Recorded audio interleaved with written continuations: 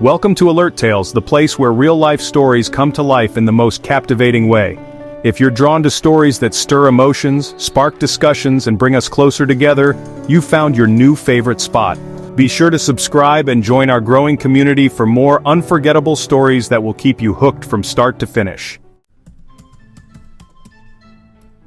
My wife and best friend, Annie, is self-employed, and as a result has struggled getting steady health insurance in the past.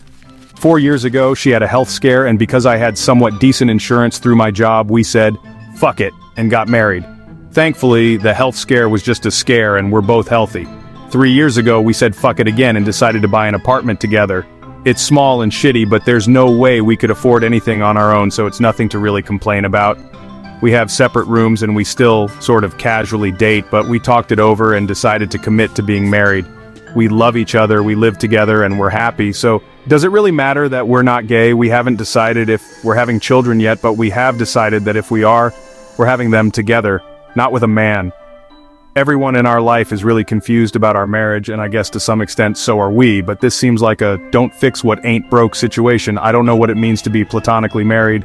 I know we're not gay, but we're also more than friends. I've honestly never been this happy my entire life, and the love I have for this woman pales in comparison to the ways I've felt about boyfriends in the past. And before the best pal jokes start pouring in, I've never in my life been sexually aroused by a woman, and I very much find men hot. Guess this is just my PSA to all of you that you can live life however you want, and there's no universal formula for a good life. My girlfriend and I went through the journey of having a baby. This isn't our first rodeo, but this was our first baby together. Our relationship is perfect. Literally, I'm not just saying that just to say it. We've been together for 2 years and we've never had a fight. I love this woman with every ounce of me. She loves me through and through, appreciates me for the smallest and dumbest shit, but it's so amazing to me.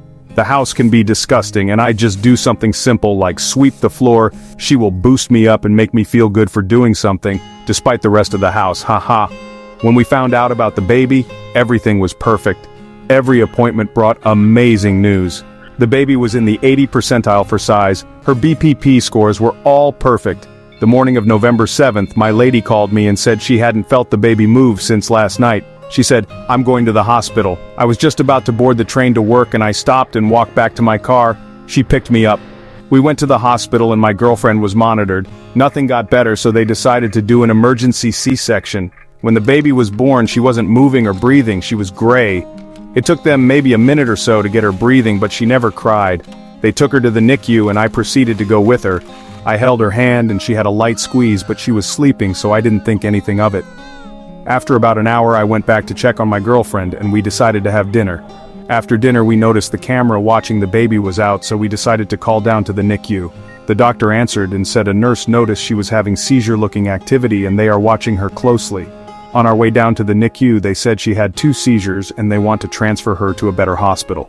She was monitored for 24 hours and later got an MRI. She was diagnosed with HIE. She later passed away at 15 days old. It's been a difficult journey. I have a life insurance policy and I'm able to claim my dependents, and she was my dependent. I'm getting about $20,000 for my daughter's death and I feel kinda bad about it. My career is just getting kicked off. This money will help me buy a ring to propose and help me and my soon-to-be fiancé buy our second home. But I hate the way that we got it. Why do I feel this way? I went through a divorce this year in part due to my ex-wife's inability to manage money well. I had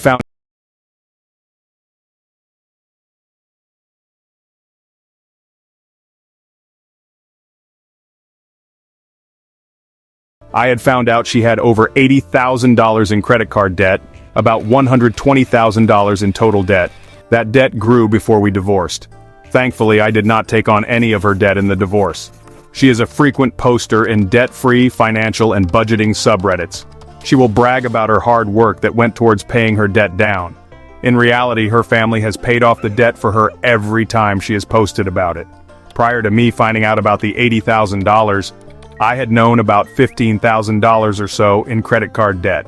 I found out when she felt she needed to ask for help, and her dad paid off the whole debt. She maxed out the card again within a year. She has talked for years prior to the separation about becoming a financial advisor. She decided against that, and is now working towards a CPA. but she is trying to grow a following on social media about her financial success. So be warned, and wary of those you take financial advice from. Sorry if this is more of a ramble, I literally can't stop crying and English is not my first language. I was just having breakfast and watching some anime, one thing led to another and suddenly I'm having flashbacks of all kinds. My mom used to download pictures of my favorite shows and video games like Hannah Montana or Sonic the Hedgehog, etc., and manually turn them into stickers to put on my notebooks. She'd spend hours getting all my school stuff ready. She was a single mom that had to drive a total of approximately 6 hours to get to work and then back home, stuck in traffic and dealing with all kinds of stuff. It just suddenly hit me. We barely had any money, which means she secretly had to find time to use her work computer and printer for these stickers and tags, etc. She'd arrive home at 10 o'clock at night, completely exhausted and stressed, but very excited to see my reaction when showing me these things. It has always been a cute memory, but now as an adult, it just hit me that, even though she was struggling, she never let me notice that. It's just me picking up pieces of the puzzle and realizing how much this woman has done for me. The stickers are just an example, but I can even talk about the times she was full already when we had dinner just because I wanted a little bit more. Spoiler alert, there was no more food, only our 2 portions. She would fill the living room with balloons and handmade signs on my birthday, and it was just the 2 of us with a small cake and some milk. Thing is, thank God, our situation improved. She's a very smart and capable person, and even after she got married and then divorced again, she made sure that, no matter what, the things she worked for remained intact. These changes made life easier and so on, but maybe the transition made me not realize how bad things were before. However, I recently talked with someone who has known my mom for years, and this person knew the other side of things, starting from when my dad abandoned us to go get married to a woman in Puerto Rico.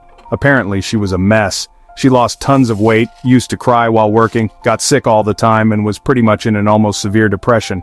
But mind you, she didn't let anyone at home notice this. This person told me how ashamed she was, but being the stubborn being she is, she used to pretend like everything was alright so my grandparents wouldn't notice. This person even told me that one time she lost a 20 pesos bill, around $1, and how it was everything she had left to feed us.